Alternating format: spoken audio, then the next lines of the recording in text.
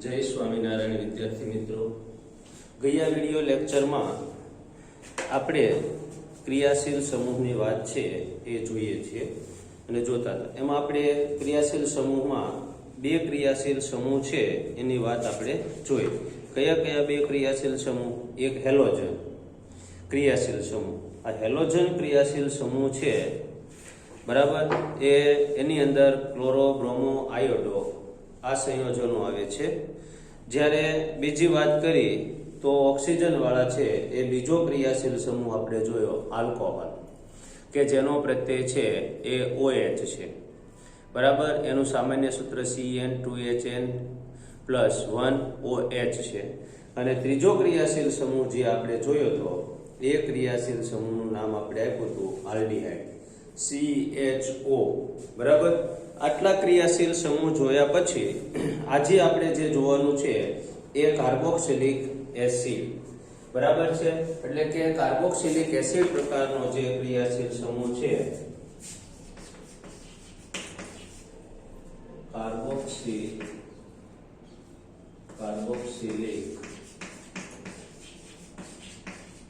Acid, આ carboxylic acid પ્રકારનો ક્રિયાશીલ સમૂહ છે એનું સામાન્ય સૂત્ર છે COOH બરાબર છે। એનો પ્રત્યય જે છે પ્રત્યય એ છે એ કહેવામાં આવે છે ઓઇક એસિડ। ઓઇક એસિડ જે છે એ એનો શું છે? પ્રત્યય છે।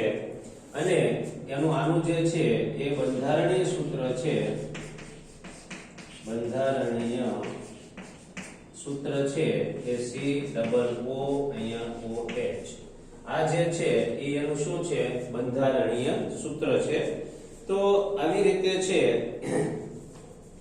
એ કાર્બોક્સિલિક એસિડ ક્રિયાશીલ સમૂહ છે એ ઉપયોગી છે। હવે આપણે એની અંદર એના નામ જોઈએ, સામાન્ય નામ છે તો જુઓ, સૌથી પહેલા છે એ મિથેનોઇક એસિડ, મિથેનોઇક એસિડ આ એનું સામાન્ય સૂત્ર HCOOH।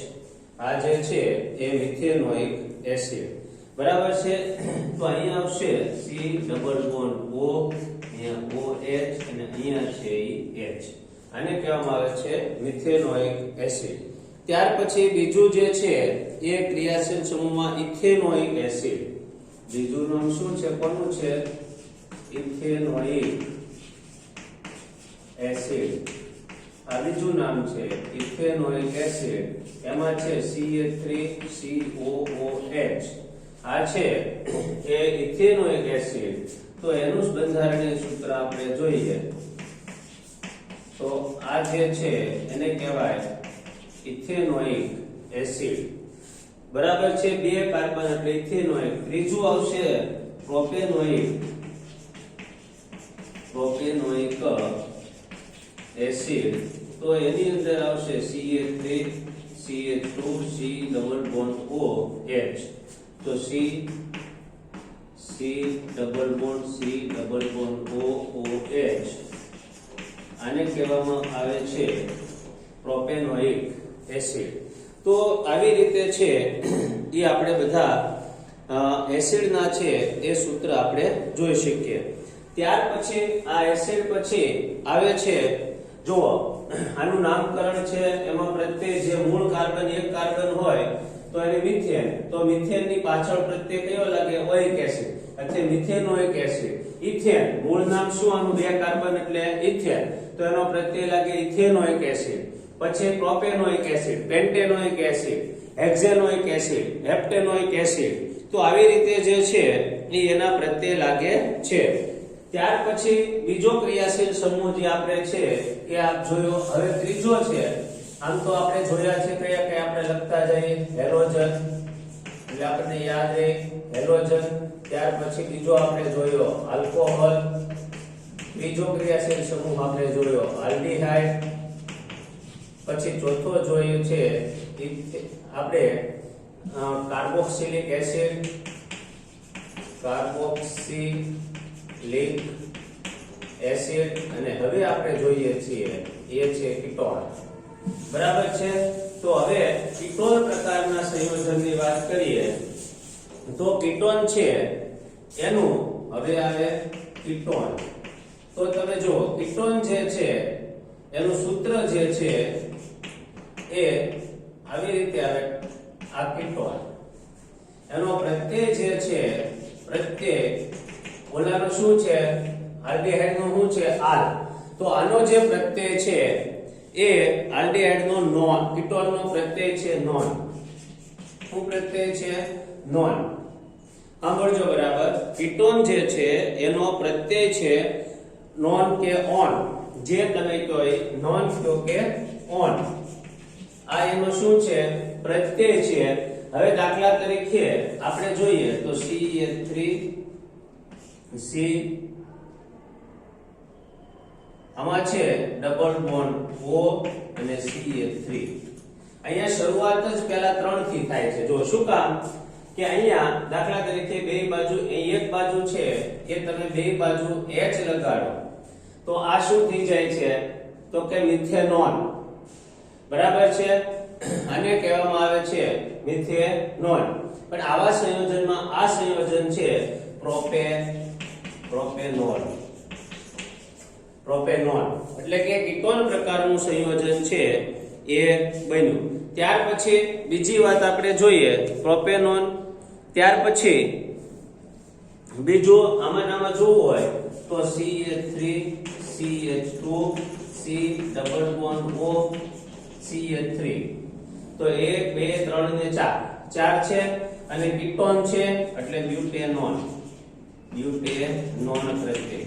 તો આ એના બધા સંયોજનોની વાત છે. આવી રીતે જેટલા કાર્બન હોય એની અંદરથી તમે આ સંયોજનો છે એ બનાવી શકો છો.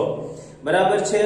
હવે બીજી એક વાત છે એ આની અંદર આવે છે કાર્બનિક સંયોજનો છે એના એક સમઘટકની વાત આવે છે.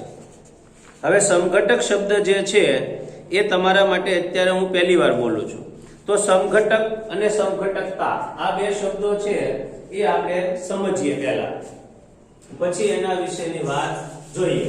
તો હવે આપણે જે જોવાનું છે એ સમઘટક. બરાબર. આ ક્રિયાશીલ સમૂહો છે એ ક્રિયાશીલ સમૂહો જેમ આપણે ચાલુ જ છે. હવે બધા ક્રિયાશીલ સમૂહ છે એના વિશે હું તમને સાઈડમાં જો ટૂંકમાં લખી દઉં એટલે તમારા મગજમાં ક્લિયર રાખવાનું છે. પહેલું છે હેલોજન. જો તમારે યાદ રાખવાનું છે, હું કોષ્ટક જેવું તમને બનાવી દઉં છું. બરાબર છે. ક્રિયાશીલ સમૂહ છે એ હેલોજન. કયો આવે છે ભાઈ હેલોજન. આ તમારે નોટમાં લખી રાખવાનું. એના જે સંયોજનો છે ક્લોરીન ક્લોરીન બ્રોમિન અને આયોડીન. બરાબર. પછી એનો પ્રત્યય જે છે ક્લોરો હોય, ક્લોરો ફ્લોરો એટલે કે ઓરો. આપણી ભાષામાં કહીએ તો ઓરો પ્રત્યય લાગે. એનું સામાન્ય સૂત્ર છે CN2HN+1 પ્લસ હેલોજન એટલે કે ક્લોરીન. બરાબર. આવી રીતે એક જગ્યાએ લાગે તો, બે જગ્યાએ લાગે તો પછી બે લખવાના. ત્યાર પછી બીજું વાત આવે છે આલ્કોહોલ. આલ્કોહોલ છે એનો પ્રત્યય OH એટલે કે ઓલ પ્રત્યય છે એ લાગે. એનું સામાન્ય સૂત્ર છે CN2H+1+OH. આ આલ્કોહોલ. ત્યાર પછી આલ્ડીહાઇડ. આલ્ડીહાઇડ છે તો CHO એનો પ્રત્યય છે આલ્ડીહાઇડ મિથેનાલ. આલ પ્રત્યય છે એ આલ પ્રત્યય લાગે. ત્યાર પછી આવે છે કીટોન. તો આ જે છે એ કીટોન એનો પ્રત્યય છે ઓન અથવા નોન. ત્યાર પછી કાર્બોક્સિલિક. Carboxylic acid. બરાબર છે. તો COOH. આ પ્રત્યય જે છે એ ઓઇક એસિડ. આ પ્રત્યય શું લાગે છે તો કે ભાઈ ઓઇક એસિડ પ્રત્યય છે એ ઓઇક એસિડ પ્રત્યય લાગે. બરાબર છે. તો આ રીતે છે એ આપણે જુદા જુદા પ્રકારના સંયોજનો છે એના જે આ બંધારણીય સૂત્રો આયની પ્રત્યય લાગતા સંયોજનો છે. બરાબર છે. તો આ રીતે છે એ બધા સંયોજનોમાં ક્રિયાશીલ સમૂહ લાગે. હવે આપણે જોવાનું છે સમઘટક. સમઘટક તો સમઘટક કોને કહેવાય અને સમઘટકતા કોને કહેવાય? સમઘટકતા. હવે સમઘટક કોને કહેવાય કે જો કાર્બનિક સંયોજનોના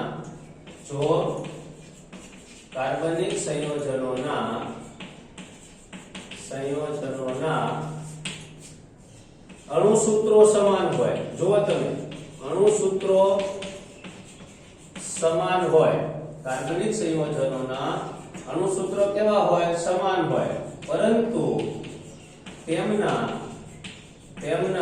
બંધારણીય સૂત્ર અલગ અલગ હોય તેવા સંયોજનોને એકબીજાના સમઘટકો કહે છે અને આ ઘટનાને સમઘટકતા કહે છે. આ ઘટનાને શું કહેવામાં આવે છે?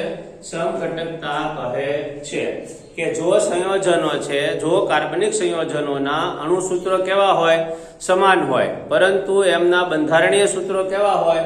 અલગ અલગ હોય, તો તેવા સંયોજનો છે એને એકબીજાના સમઘટકો કહે છે. અને આ ઘટનાને શું કહેવામાં આવે છે? તો કે સમઘટકતા કહે છે. હવે આ સમઘટકો જે છે સમજો, એના કેટલાક આપણે દાખલા તરીકે એક ઉદાહરણ લઈએ તો એક ઉદાહરણમાંથી વાત કરીએ તો શું થશે એમાં? તો કે એક ઉદાહરણ આપણે લઈએ કે દાખલા તરીકે પેન્ટેન. કયું ઉદાહરણ લઈએ છે? પેન્ટેન. તો પેન્ટેનમાં કાર્બન કેટલા? તો કે ભાઈ કાર્બન બરાબર 5. તો હવે આપણે પહેલા સાદો પેન્ટેન લખીએ. આ છે એ સાદો પેન્ટેન સંયોજન છે એ બન્યું. આ સાદું પેન્ટેન, આને કહેવાય એન પેન્ટેન. બરાબર. ત્યાર પછી આ જે છે એ જે સંયોજન બન્યું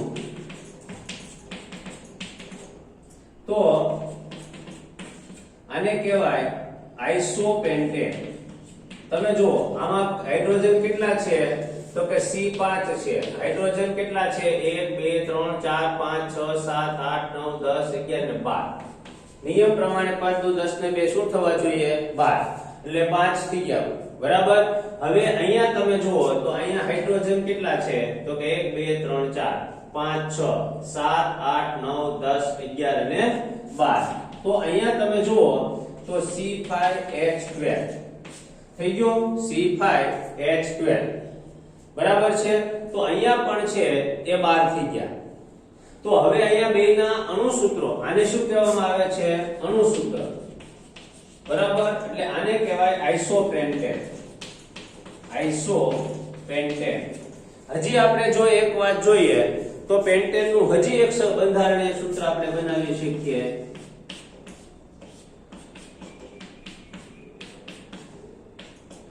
તો તમે જુઓ 1 2 3 આ 4 5 6 આ 7 8 9 આ 10 11 ને 12.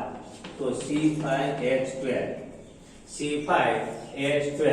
થઈ ગયા. તો આ જે છે એને કહેવામાં આવે છે નિયોપેન્ટેન. નિયોપેન્ટેન. આને શું કહેવામાં આવે છે?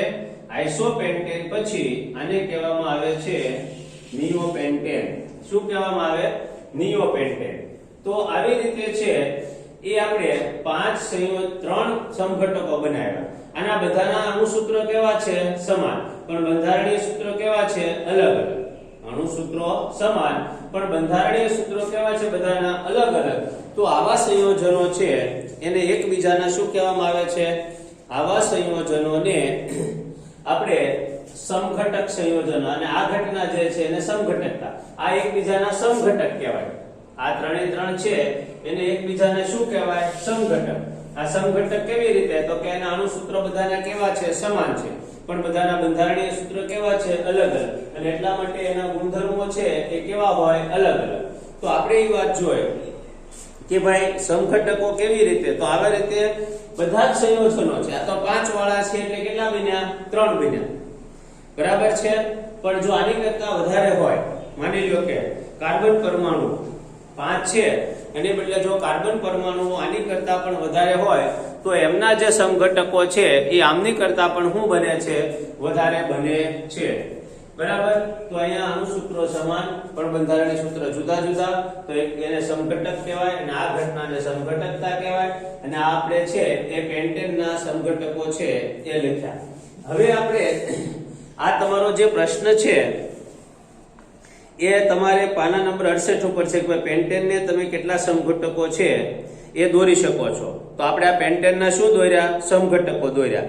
હવે આપણે બીજો પ્રશ્ન જોઈએ એમાં કે કાર્બનના 2 ગુણધર્મ કયા? કાર્બનના એવા કયા 2 ગુણધર્મ છે કે જેને કારણે આપણે ચારેય તરફ કાર્બન સંયોજનોની વિશાળ શ્રેણી જણાવી શકીએ છીએ? હવે હું તમને કયા પ્રશ્નો લખાવું છું? તમારા સ્વાધ્યાયના એટલે કે 68મા પાના ઉપર જે પ્રશ્નો આપ્યા છે એના હું તમને શું લખાવું છું? બધાના જવાબ લખાવું છું. બરાબર છે. તો હવે આપણે અહીંયા મૂળ વાત કે કાર્બનના કયા 2 ગુણધર્મો, હવે એની વાત આપણે જોઈએ.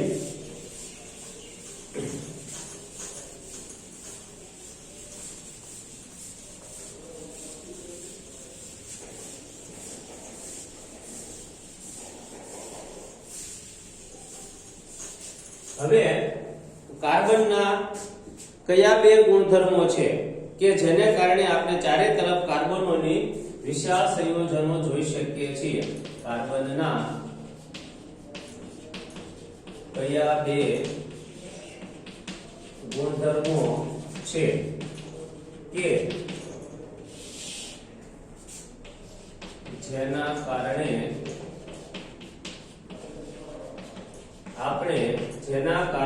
આપણે ચારે તરફ કાર્બનના સંયોજનોની વિશાળ શ્રેણી જોઈ શકીએ છીએ.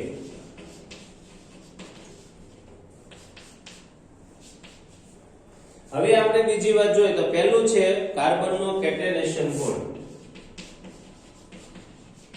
કાર્બનનો કેટેનેશન ગુણ પહેલી શ્રેણી કઈ છે? તો કે ભાઈ કાર્બનનો કેટેનેશનનો ગુણ. તો કાર્બન પરમાણુની તથા બીજા પરમાણુ સાથે જોડાય લાંબી શૃંખલા પરમાણુ. કાર્બન પરમાણુ એ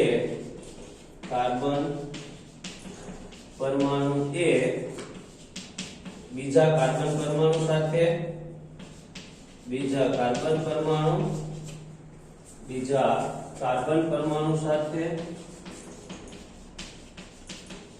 તથા કાર્બન પરમાણુ એ બીજા કાર્બન પરમાણુ સાથે તથા બીજા પરમાણુઓ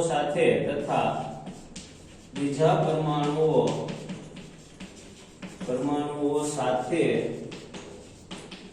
જોડાઈને સિંગલ બોન્ડ, ડબલ બોન્ડ કે ટ્રિપલ બોન્ડ બનાવીને જોડાઈને સિંગલ, ડબલ કે ટ્રિપલ બોન્ડ બનાવીને લાંબી શૃંખલા બનાવે છે. કાર્બન પરમાણુના આ અદ્વિતીય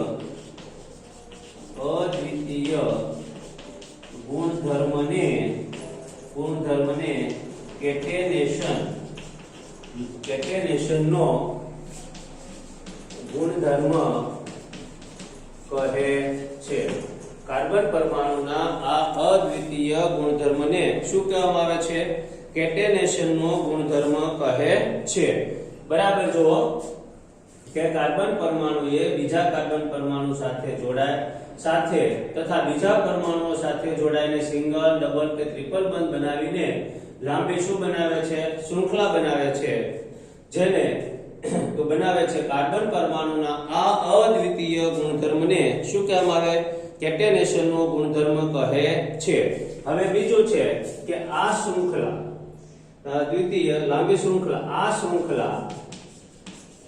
શૃંખલા સરળ, પછી શાખાયુક્ત, સરળ, શાખાયુક્ત કે વલયાકાર હોઈ શકે છે. આ શૃંખલા છે એ ત્રણ રીતે હોઈ શકે. કાંઈ કેવી હોય તો કે આ શૃંખલા છે એ કાં સરળ હોય, કાં શાખાયુક્ત હોય અને કાં વલયાકાર હોઈ શકે છે. બરાબર છે. હવે બીજી વાત આવે છે કાર્બન પરમાણુની સંયોજકતા. કાર્બન પરમાણુની સંયોજકતા. કાર્બન પરમાણુની સંયોજકતા. તો કાર્બન પરમાણુની સંયોજકતા એટલે શું? તો કે કાર્બન પરમાણુની બાહ્યતમ કક્ષામાં એનો જે પહેલો ગુણધર્મ, કયા બે ગુણધર્મો છે? તો કે પહેલો ગુણધર્મ કાર્બનનો કેટેનેશનનો ગુણધર્મ, બીજો ગુણધર્મ કયો? તો કે સંયોજકતા. કાર્બન પરમાણુ છે એની સંયોજકતા કેવી છે? તો કે ભાઈ કાર્બન પરમાણુ છે એ બીજા કાર્બન પરમાણુઓ સાથે એની બાહ્યતમ કક્ષામાં કેટલા ઇલેક્ટ્રોન છે? તો કે 4 છે. તો કે કાર્બન પરમાણુની બાહ્યતમ કક્ષામાં 4 ઇલેક્ટ્રોન આવેલા છે. કાર્બન પરમાણુની બાહ્યતમ કક્ષામાં 4 ઇલેક્ટ્રોન આવેલા હોય છે. કાર્બન પરમાણુની બાહ્યતમ કક્ષામાં 4 ઇલેક્ટ્રોન આવેલા હોય છે. આથી તેઓ પોતાની બાહ્યતમ કક્ષામાં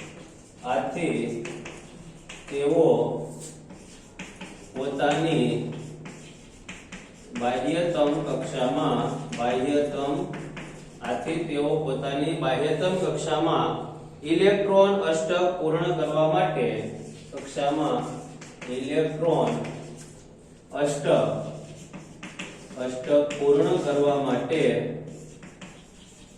માટે બીજા 4 ઇલેક્ટ્રોનની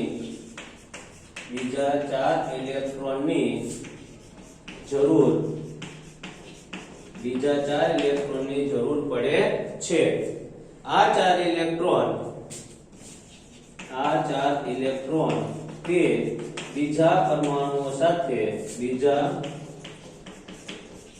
પરમાણુઓ સાથે ઇલેક્ટ્રોનની ભાગીદારી કરીને મેળવે છે. આ 4 ઇલેક્ટ્રોન તે બીજા 4 પરમાણુઓ સાથે ઇલેક્ટ્રોનની ભાગીદારી કરીને મેળવે છે. આથી કાર્બન પરમાણુ એ 4 સંયોજકતા ધરાવે છે.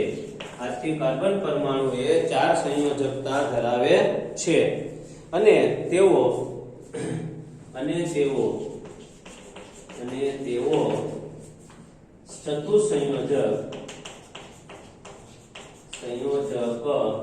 સંયોજનો બનાવે છે. અને તેઓ ચતુસંયોજક સંયોજનો શું કરે છે? બનાવે છે. તો આમ આ બે ગુણધર્મો છે. એક આ કાર્બનનો કેટેનેશનનો ગુણધર્મ, બીજું કાર્બન પરમાણુની સંયોજકતા. તો આ બંને જે ગુણધર્મ છે એના પરિણામે કાર્બન પરમાણુ છે એ અસંખ્ય સંયોજનો શું કરે છે? બનાવે છે. ત્યાર પછી બીજી વાત આપણે જોઈએ તો બીજી શું વાત આવે છે? જો હવે બીજી વાત આવે છે કે સાયક્લોપેન્ટેનનું સૂત્ર અને ઇલેક્ટ્રોનિક સૂત્ર જણાવો. સાયક્લોપેન્ટેનનું સૂત્ર અને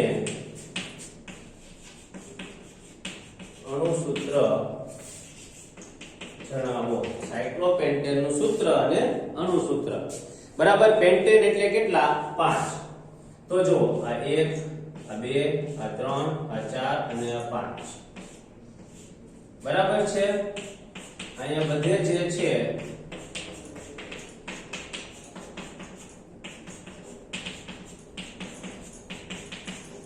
બરાબર છે આ સાયક્લોપેન્ટેન.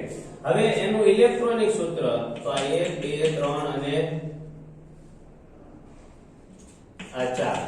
અહીંયા બીજો કાર્બન છે તો આ કાર્બન તો અહીંયા 1 અહીંયા 2 અહીંયા 3 અને અહીંયા 4. આ કાર્બન છે 1 2 3 અને અહીંયા 4. બરાબર. આ કાર્બન છે 1 2 3 અને અહીંયા 4. આ કાર્બન છે તો 1 2 3 અને અહીંયા 4. હવે અહીંયા જે છે સાંભળો, અહીંયા હું એટલા માટે મેં આમ લખ્યા કે અહીંયા બે છૂટા પડે. આમ છૂટા પડવા માટે થઈ અને મેં અહીંયા લખ્યા. એકમાં ચોકડી કરી અને એકમાં શું કર્યું? મેં મીંડા કર્યા. બાકી બીજો કોઈ એવો ઉદ્દેશ છે નહીં. બરાબર. તો અહીંયા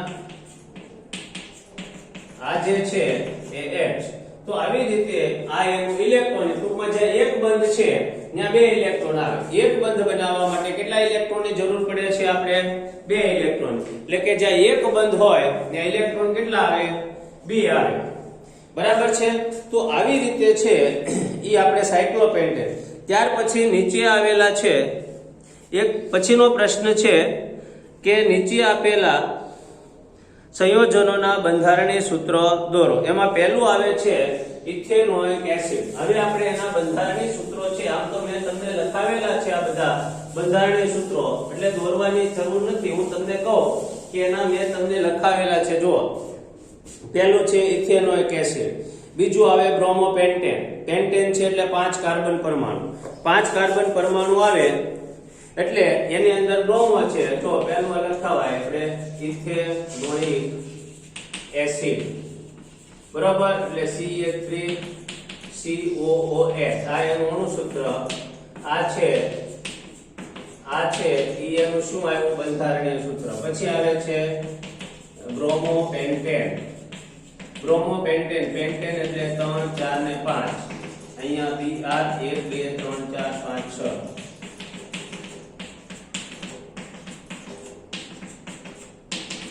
આ બ્રોમોપેન્ટેન. ત્યાર પછી આવે છે બ્યુટેનોલ. બ્યુટેનોન છે એટલે 4. આ બ્યુટેનોલ. બરાબર છે. આ શું આવે? બ્યુટેનોલ. ત્યાર પછી આવે છે પેન્ટેનના બ્રોમોપેન્ટેનના બંધારણીય સમઘટકો લખો. મેં તમને કોના લખાવ્યા છે? પેન્ટેનના સમઘટકો લખાવ્યા 3. તો તમારે સેમ વે એક જગ્યાએ શું લખવાનું? એમાં હાઇડ્રોજનની જગ્યાએ બ્રોમિન, એક જગ્યાએ તમે બ્રોમિન લખો એટલે કોના સમઘટકો થયા? બ્રોમોપેન્ટેનના સમઘટકો થયા. ત્યાર પછી આવે છે નીચેના સંયોજનોનું નામ તમે કેવી રીતે આપશો? જુઓ, કાર્બન પરમાણુ કેટલા છે? તમે ચોપડી લઈને બેઠજો તો જ તમને ખ્યાલ આવશે. 2 કાર્બન પરમાણુ છે. એની સાથે કોણ જોડાણેલું છે? 2 કાર્બન પરમાણુ સાથે જોડાણેલો છે બ્રોમિન. તો બ્રોમિન હોય તો એને બ્રોમો. 2 કાર્બન એટલે ઇથેન. તો ઇથેન બ્રોમો એટલે કે બ્રોમો ઇથેન છે ઈ એને કહેવાય. ત્યાર પછી બીજું જે છે એમાં તમે જુઓ કે CHO ડબલ બોન્ડ છે એટલે C ડબલ બોન્ડ O એટલે કીટોન અને 2 જગ્યાએ હાઇડ્રોજન એટલે મિથેનોલ અથવા મિથેનાલ. એને તમે કહેશો મિથેનાલ. બરાબર છે. ત્યાર પછીની વાત આવે છે એ કાર્બન ગણો 1 2 3 4 5 ને 6. 6 એટલે હેક્ઝેન. ટ્રિપલ બંધ આવેલો છે. જો કાર્બન કાર્બન વચ્ચે ટ્રિપલ બંધ એટલે આલ્કાઇન સંયોજનો, એનો પ્રત્યે આયન લાગે. 6 કાર્બન એટલે હેક્ઝેન. બરાબર. Methane ethane propane methane methane ethane propane butane hexane pentane અને hexane. Methane ethane propane butane pentane અને હેક્ઝેન એટલે 6 કાર્બન પરમાણુ. એમાં આલ્કાઇન સંયોજન છે. આલ્કાઇન સંયોજન છે એટલે આયન પ્રત્યે લાગે એટલે એને કહેવામાં આવે છે હેક્ઝેનાઇન. હેક્ઝેનાઇન. બરાબર છે, હેક્ઝેન ના ચલ આયન પ્રત્યે લાગે એટલે હેક્ઝેનાઇન થયો, એ એનું સંયોજન થયું. તો આવી રીતે છે એ કાર્બન પરમાણુની પાછળના સંયોજનો લાગે. હવે જુઓ, આજે આપણે શું ભણ્યા? તો એક તો કીટોન સંયોજનોનું નામકરણ અને કીટોન સંયોજનો, કાર્બોક્સિલિક એસિડ સંયોજનો, પછી સમઘટકતા એટલે શું, બરાબર, અને સમઘટકો દોર્યા, અને તમારા સ્વાધ્યાયના જે પ્રશ્નો આપ્યા છે એ પ્રશ્નો આપણે જોયા. હવે આવતીકાલે છે એ આપણે જોવાનું છે કાર્બનિક સંયોજનોની જુદી જુદી પ્રક્રિયાઓ વિશેની વાત છે. એ આવતા પીરિયડની અંદર આપણે જોઈશું કે ભાઈ કાર્બનિક સંયોજનો છે એ કેવી કેવી પ્રક્રિયાઓ આપે છે. અત્યારે એટલું રાખીએ છીએ. અસ્તુ. જય સ્વામિનારાયણ.